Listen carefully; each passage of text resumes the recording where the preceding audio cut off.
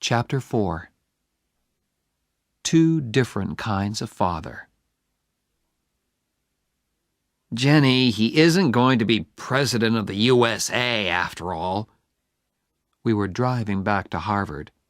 You still weren't very nice to him about it, Oliver. I said, well done. Huh. Oliver, why are you so unkind to your father? You hurt him all the time.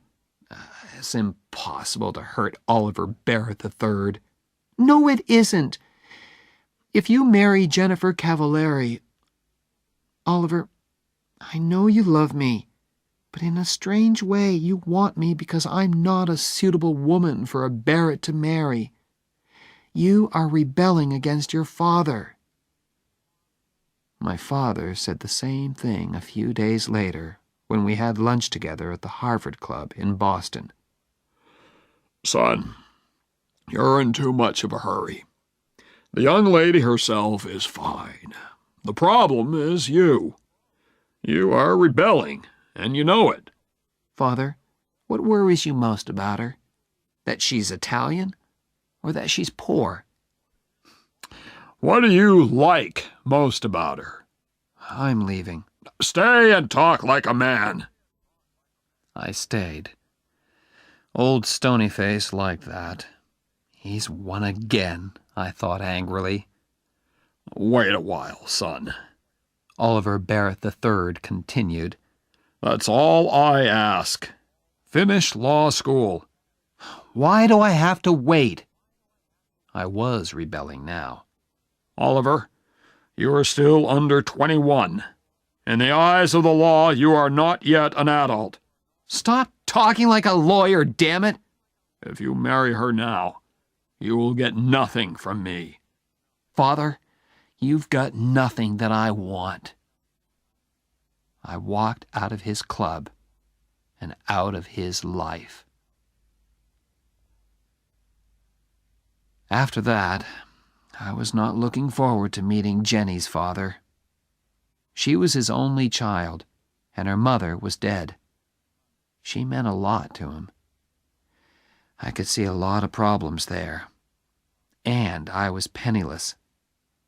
How is Mr. Cavilleri going to feel, I thought, when he hears that young Barrett can't support his daughter? Worse, she will have to work as a teacher to support him while he is at law school. As we drove down to Cranston on that Sunday in May, I worried a lot about Mr. Cavilleri's feelings. Tell me again, Jen. Okay. I telephoned him and he said okay. But what does he mean by okay? Are you trying to tell me that Harvard Law School has accepted a man who doesn't know the meaning of okay? It isn't a word that lawyers use much, Jen. Just tell me again, please. He knows you're poor and he doesn't mind. Stop worrying, Oliver. Jenny lived on Hamilton Street. It was a long line of wooden houses with children playing in front of them and whole families sitting on their front steps. I felt like a stranger in a strange land as I parked the MG outside 189A Hamilton Street. Mr. Cavilleri's handshake was warm and strong. "How do you do, sir?" I said. I'm Phil, he said. "Phil, sir." It was a frightening moment. Then Mr. Cavilleri turned to his daughter. Suddenly they were in each other's arms, laughing and crying and kissing. I felt like a stranger. For some time, I did not have to speak much. Don't speak with your mouth full, my family had told me when I was a child. Phil and his daughter kept my mouth full all afternoon. I don't know how many Italian cakes I ate. Both Cavalleris were very pleased. "He's okay," said Phil at last. "I told you he was okay," said his daughter. Well, I had to see for myself. Now I've seen him. Oliver? Yes, sir? Call me Phil. You're okay. Later, Phil tried to have a serious talk with me. He thought he could bring Oliver Barrett III and Oliver Barrett IV together again. Let me speak to him on the telephone, he said. A father's love is a very special thing. There isn't much of it in my family, I said. Your father will soon realize, he began, when it's time to go to the church. Phil, said Jenny gently, we don't want to be married in church. He looked surprised, then unhappy. But he spoke bravely.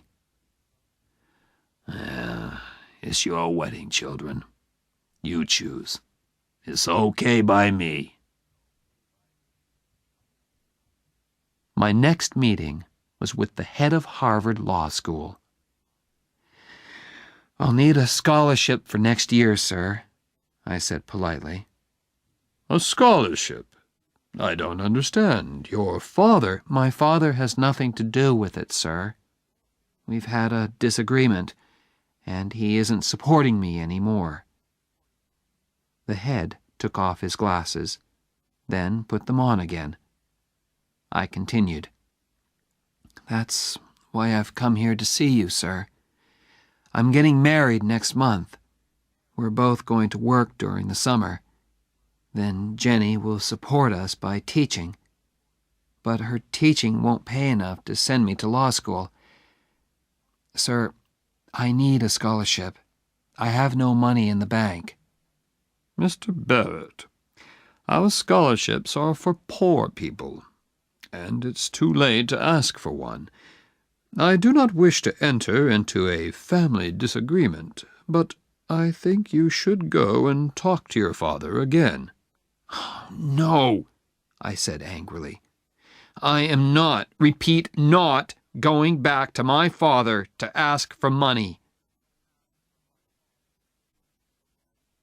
When Jenny graduated from university that summer, all her relations came from Cranston to watch. We didn't tell them about our marriage plans because we wanted a quiet wedding and didn't want to hurt their feelings. I graduated from Harvard the next day. Was Oliver III there in the university hall? I don't know. I didn't look for old Stonyface in the crowd. I gave my parents' tickets to Jenny and Phil. But as an old Harvard man, my father could sit with the class of 26. But why should he want to? I mean, weren't the banks open that day? The wedding was on the next Sunday. It was very quiet and very beautiful. Phil was there, of course, and my friend Ray Stratton. Jenny and I spoke about our love for each other and promised to stay together until death. Ray gave me the ring, and soon Oliver Barrett IV and Jennifer Cavilleri were man and wife.